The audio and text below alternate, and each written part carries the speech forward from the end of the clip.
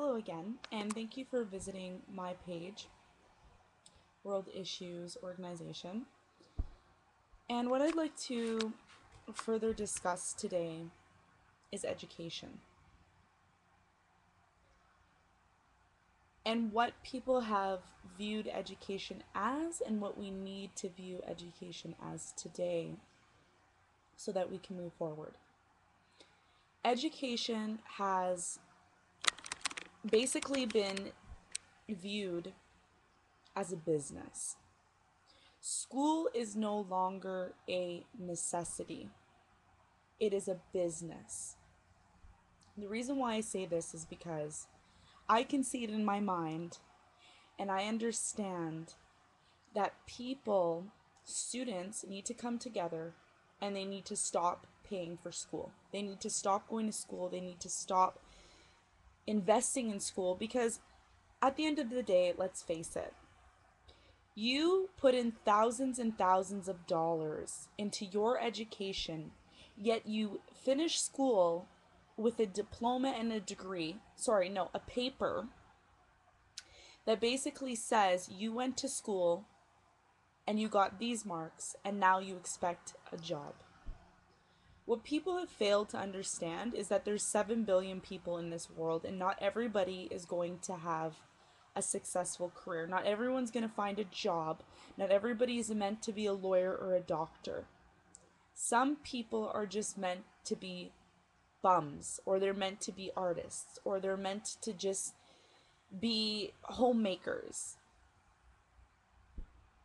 Maybe you want to be one of those people that is a doctor or a lawyer or a famous person or whatever you want to be. Whatever you want to be is whatever you want to be, not what anybody else wants you to be. Because at the end of the day, you are going to end up feeling stressful, depressed, overwhelmed, and not happy because you are living somebody else's life. You're not living what you want to live. Okay? So I want people to watch this video and I want them to hear me out. And I'd like to start a movement. It's going to be called Free Education. Now, if you're in school or you've paid for school and you're worried that this isn't going to work out, now it's going to work out because we need to make a change. And the first thing that anybody needs to realize when they make a change is that there's a problem. We have a problem. It might not be something that you see as a problem because, you get up every day and you go to school and you don't really care because not everybody else understands. But once I tell you the facts, you're going to say, I think she's right. I think we have to make a change. We need to do something. So let me talk about an average scenario. Okay? An average scenario is you get up at 6 in the morning, you get ready for school, you have to be in class, and you're in a university class. Now, within your university class, now I can't really say, but I've done my research, that in university classes, you have at least maybe 100 or 200 pupils, and you have one professor. In a business, and if you understand business, a lot of the times, people want to produce as much as they can for as little money as possible. Now, if I'm getting, let's say, $5,000 from each 100th student that is in my class, for every student, say there's 100, I get $5,000 from all these students. Now, if I go on my phone, and let's do this because I want to be very technical here. Okay, I'm going to open my calculator here. All right, and I'm going to do some math. I'm not I'm in the calculation generation, and we need calculators to actually understand things because that's how they programmed us. I'm sorry, but they programmed us in a way where we need to use calculators. So I'm going to say for every student, each student's paying $5,000 a year to be in school. So 5,000, okay, times that by 100. Let's see how much money that is. That's $500,000 for 100 students. That's a lot of money. That is a lot of money. I'm sorry, but folks, that's a lot of money. I don't know how we could be giving the government $5,000. Sorry, that's not 5,000. That's $500,000, people. Okay, $500,000. This is ridiculous. I mean, it has to stop. It has to stop, okay? Because this money should be going towards what? Free education, should it not? That's a lot of money. The other thing I want to emphasize is that a lot of students are pressured. They're pressured after they leave high school. They're pressured when you're 17 years old and you finish high school.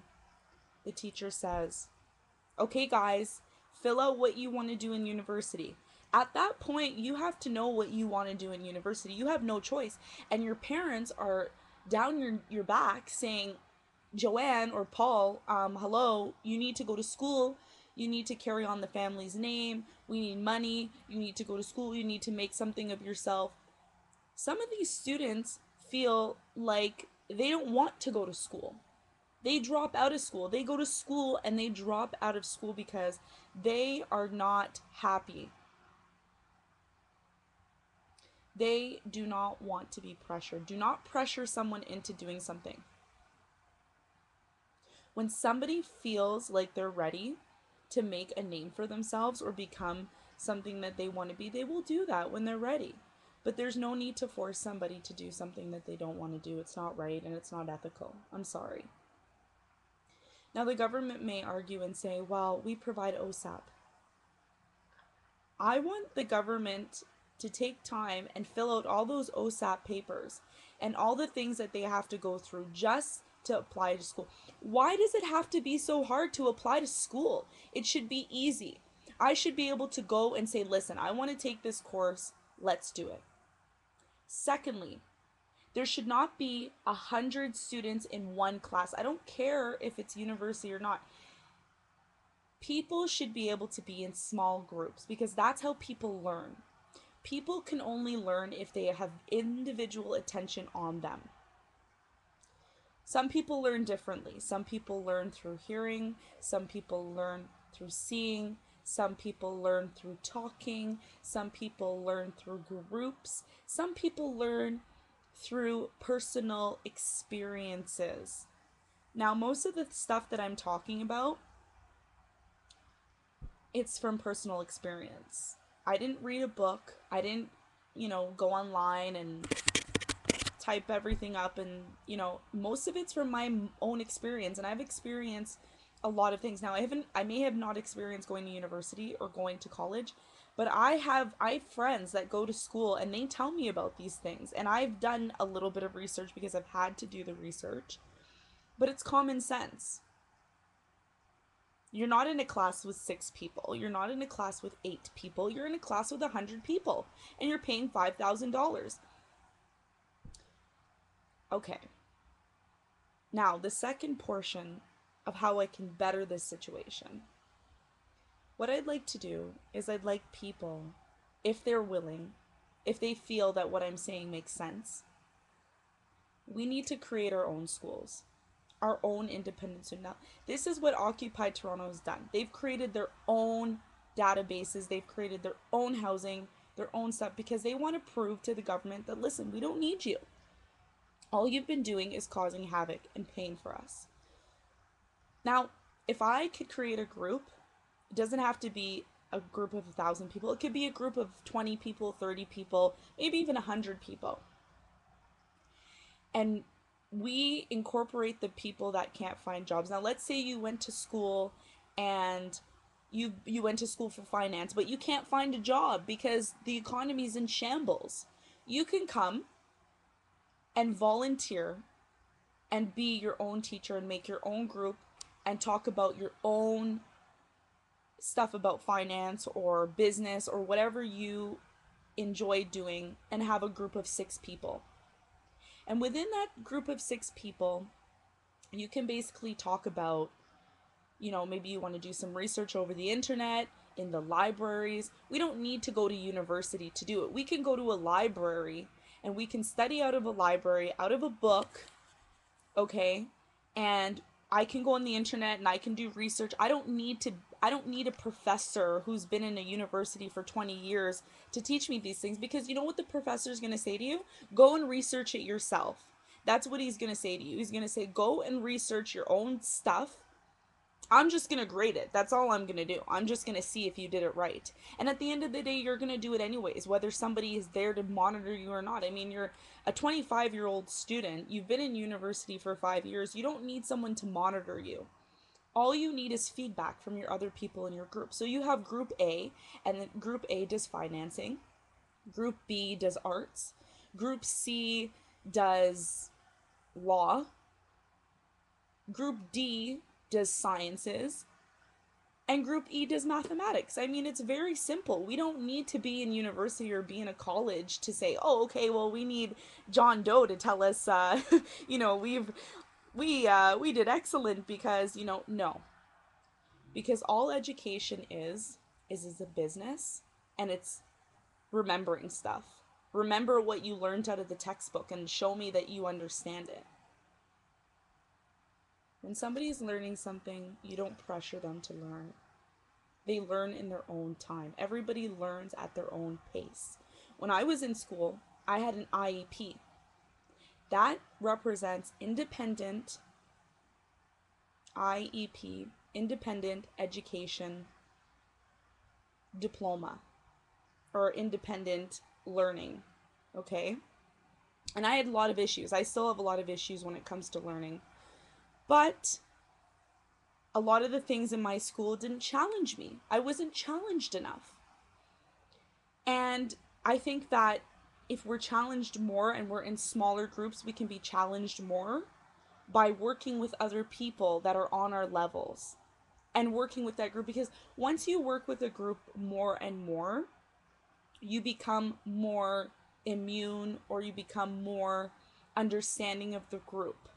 Because as it does, it takes time for people to adjust within settings and within groups. It takes a lot of time. And when you're in a group of 100 people, it's very overwhelming.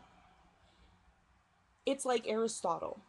They had little groups, and they'd go to the park, and they would sit outside in the sun, and they would talk about these issues. They didn't have internet.